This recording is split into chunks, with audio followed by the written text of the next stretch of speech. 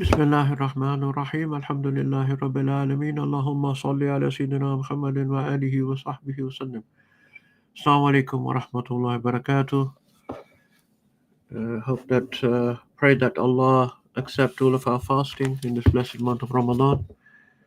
Inshallah, continuing on the nasiha of Imam Ghazali rahimahullah, nafa'ana bihi wa bikum.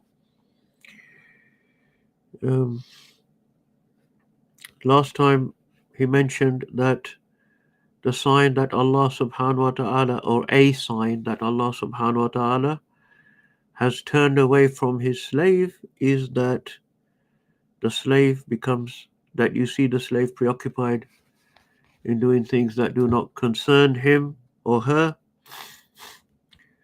And then he goes on to say, وَإِنْ إِمْرُؤٌ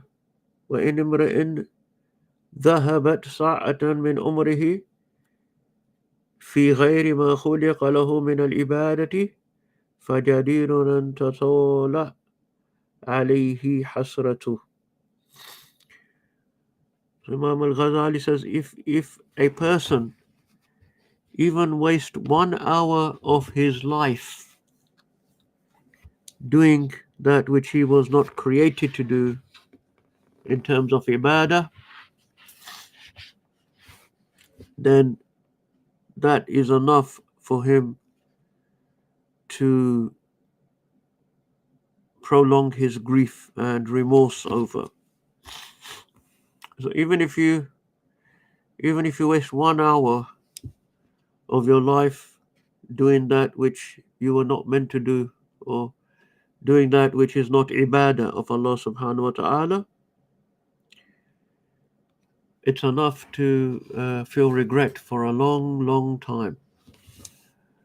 Why? Because as Imam Ghazali rahimahullah and others have pointed out, our time is precious. Every moment we have, every minute that passes, every hour that passes, it's never going to come back. No matter what we do, we can never bring that time back. Once it's gone, it's gone. That's the nature of this life. And the next life is eternal, and there's no end to the time. However, in this life, it's fixed. The time is fixed. And once some time is passed, no matter what we do, no matter how good we become, no matter what tawbah we do, that time can never be brought back. And one of the things that the people of Jannah will regret, in Jannah, a person is given everything that their heart can desire, and even given things that we cannot even desire or imagine. However, there's one thing that the people of Jannah will regret, is when they look up to the higher regions of Jannah, of paradise, and they will regret that they had not done more good deeds and ibadat to achieve those higher levels of Jannah. So within Jannah, there are many, many different levels. Not just the 7 heavens or the 7 levels of Jannah that we know about. The 7 levels of Jannah are different to the 7 heavens. Don't get confused between the two things. But in Jannah as well, in paradise, there's 7, and the highest is Al-Firdaus. But within those 7 different levels of Jannah, within each level, there are millions and millions of different stations and darajat. So, and from one step to the next is like from here to the heavens. So people will be according to their different ranks, and that will all depend on the good deeds that they did in this world. So that's why, any time that is wasted in this world, not doing anything, not doing something that is bringing us closer to Allah subhanahu wa ta'ala, is something that can be regretted in the next world. And, obviously that doesn't mean that a person can't have any time to relax and have a rest and even to enjoy themselves, because part of that, it depends on the intention. If you have spent your whole day doing ibadat, working hard for the sake of Allah subhanahu wa ta'ala, then your relaxation time is with the intention to refresh yourself, refresh your body, refresh your mind, to continue with the ibadah. You know, you can have time to spend with your children and your family with the intention that that is also something that is pleasing to Allah subhanahu wa ta'ala. So worshipping Allah, doing ibadah, doesn't always mean doing things that you don't enjoy. And there often are, the beauty of our deen is that there are often times when you can obey Allah and please Allah, at the same time doing things that are enjoyable to your own self, obviously provided that they are from the halal enjoyments. So, however, you know, wasting one's time in doing things that are not bringing them closer to Allah, or there's no intention, there's no niyyah, these are times that are wasted that will be regretted. ومن جاوز الأربعين ولم يغلب خيره على شره فليتجهز إلى النار وفي هذه النصيحة كفاية لأهل العلم. And he says the one who passes the age of 40 and his good has not overcome his evil, the good has not overcome the bad, then he may as well prepare himself for the hellfire. So one who goes beyond 40 years of age, that's a kind of at least half or more than a majority of your life has been passed. The age of 40 is a very important age because this is the age of full maturity of a human being. This is mentioned in the Quran, when the human being reaches the age of 40. And also, we know that it's the age of the Nubuwwah. It's the age when the Prophet ﷺ was given his first revelation. Because 40 is the age when the human being reaches full maturity. Before that, they're just still not perfected or complete in their maturity and adulthood. So before the age of 40, in Arabic, a human being is known as shab, a youth. And at the age of, then there's another period between the age of 30 to 40, which is known as kahl. 30 to 40 is kahl. Sayyidina Isa alayhi salam is mentioned in the Quran. وَيُكَلِّمُ النَّاسَ فِي الْمَهْدِ وَكَهْلًا. He will speak to people from the cradle. He will speak to people as a baby in the cradle and as a youth, kahl. Is not the younger youth, but the slightly more mature youth between age 30 to 40. But after the age of 40, then the human being is referred to as rajul, man.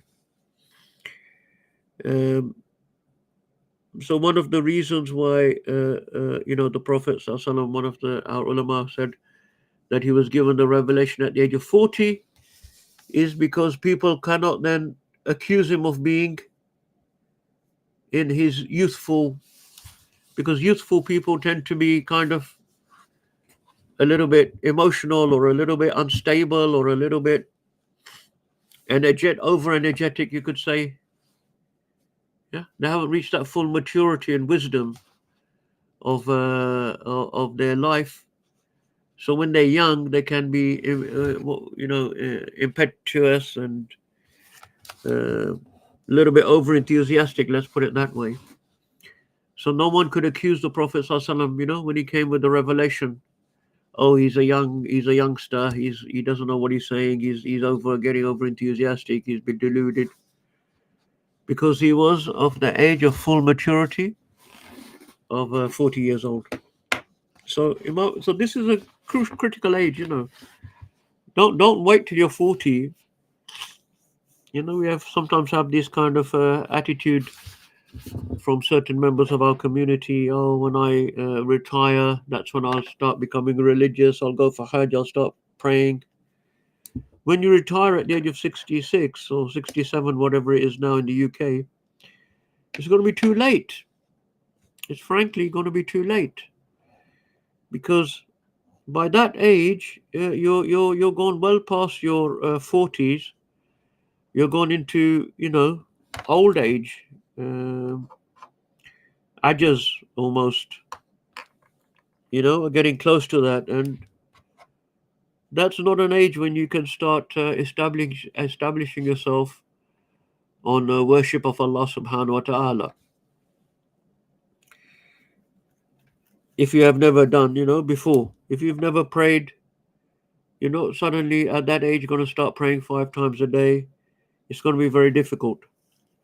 So it's very important, if you can establish acts of worship in a young age, then you can maintain them into your adulthood and your especially your old age. So establishing the ibadat in a younger age is very important and will help, because the younger age, when you have that more energy and enthusiasm, so you can establish those habits and routines, they will then carry on when you get older. Don't fall into the trap of shaitan, iblis, that he makes you think, put things off. Don't worry, you got plenty of time later on when you get older.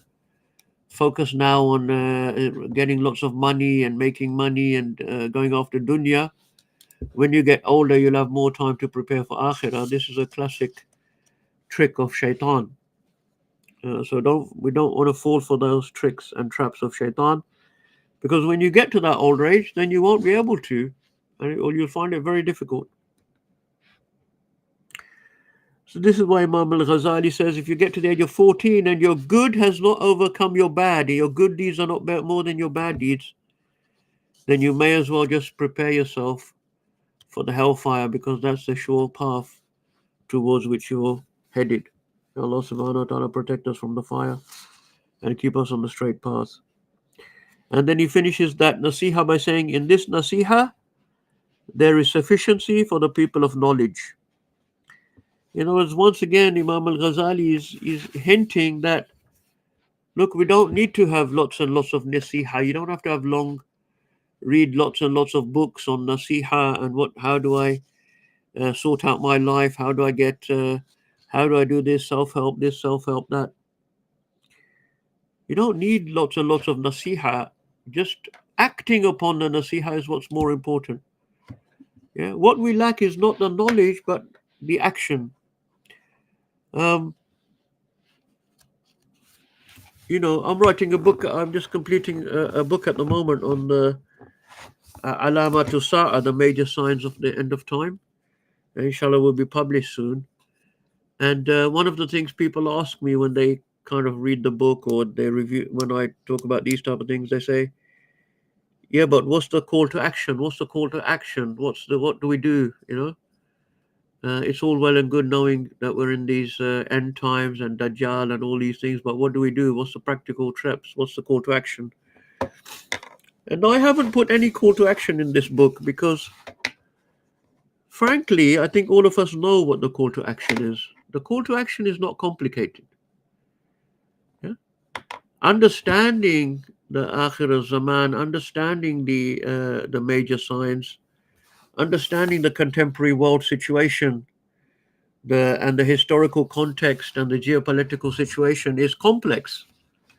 There's no doubt about that. And it requires some clarification. But what we need to do as an ummah, what we need to do as Muslims, is not complicated at all. It's very well known. And many of our scholars have gone to lengths to talk about these things.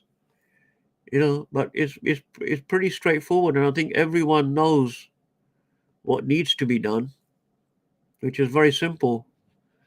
to go back to Allah subhanahu wa ta'ala, to re-establish our connection with Allah subhanahu wa ta'ala, to be in obedience to Allah subhanahu wa ta'ala, not to be committing the major sins, not to be committing the kaba'ir. In tajtanibu kaba'ira ma tunhawna anhu, nukaffir ankum sayyi'atikum wa nudkhilukum mudkhalan karima. If you remain abstinent, if you stay away from the kaba'ir, the big sins, the big haram that Allah subhanahu wa ta'ala has prohibited, it says in the Quran, then Allah will wipe away your sayyi'at, wipe away your other smaller sins and things, and He will take you into a good place. Mudkhalan karima. He will take you to an excellent abode. So what we need to do is the call to action is pretty straightforward. It's the acting upon it that we're lacking as an ummah. Is the acting upon it. The Prophet ﷺ said, the disease of the Muslims at the end of the time will be hubbul dunya wa karahiyatul maut. That will be the wahan, the weakness, the disease of the Muslim ummah, because the Prophet ﷺ said, you will be many, many in number. You won't be small in number, but you will be weak and afflicted and oppressed by the other nations of the earth because of this weakness that will be in the hearts. And that weakness is hubbu dunya wa karahiyatul maut. So it's very simple. As long as we're running and rushing after the dunya like all of the disbelievers around us, we're going to be the lowest of the low. Because those disbelievers, they run after dunya, that's their job. And Allah subhanahu wa ta'ala may give them some reward of this dunya because He'll give them nothing in the akhirah. But for us, if we run after the dunya, then we will be the lowest of all the disbelievers. We'll be lower than the disbelievers in this world. Because that's not our job. Our job is to run after the akhirah and to obey Allah subhanahu wa ta'ala and His messenger. May Allah subhanahu wa ta'ala give us tawfiq and fill our hearts with love of the akhirah and take away love of this dunya from our hearts so that we may be strong upon His deen. And may Allah subhanahu wa ta'ala make us of those who sacrifice their wealth and their lives for His sake and for His messenger sallallahu alaihi wasallam and for this deen. Walhamdulillahi rabbil alameen wa sallallahu ala sayyidil mursaleen wa alihi wa sahbihi wasallam. Alhamdulillah. Subhana rabbika rabbil izzati amma yasifun wa salamun ala al mursaleen walhamdulillahi rabbil alameen. Wassalamu alaikum wa rahmatullah.